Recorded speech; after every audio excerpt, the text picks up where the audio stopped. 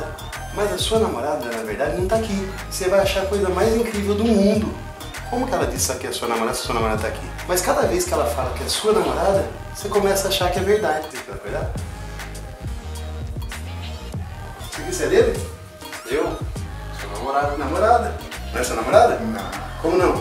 Quem é sua namorada? A Juliana? Você não é Não, namorada eu dele? sou sua namorada. Não.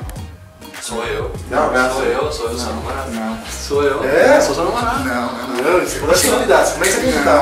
Eu sou sua namorada. Ela tá lá fora.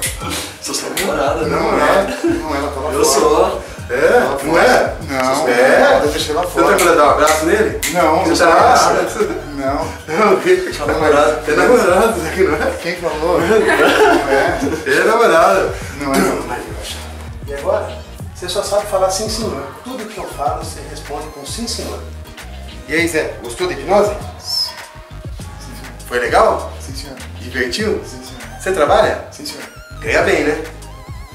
Sim, senhor. É? E você dá o dinheiro pra sua namorada? Sim, senhor. Pra ela gastar. Sim, senhor. Você não importa o que ela gasta? Tanto faz? Sim, senhor. É? Que legal, hein? E se ela gastar com outros homens? Não tem problema? Sim, senhor. Ah, que legal. Então tá bom, pode acordar? Você dá dinheiro pra ela? Não. Não. Ela não importa se ela vai gastar com outro? Não. Tá bom. Gostou? Gostei.